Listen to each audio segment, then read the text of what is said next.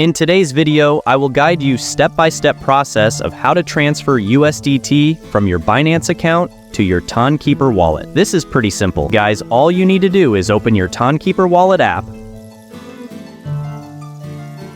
tap on USDT, and then click on Receive.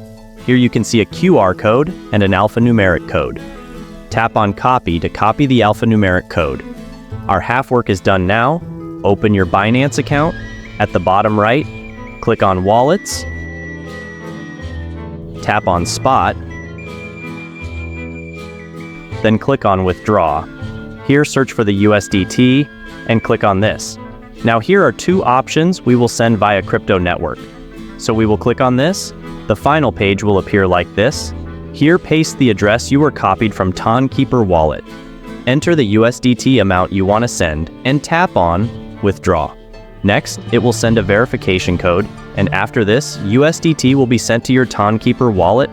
But still, if you have any questions or queries related to wallet or anything else, just leave a comment. I will definitely respond to you. If you found this video helpful, make sure to leave a like and subscribe to our channel. Thanks for watching.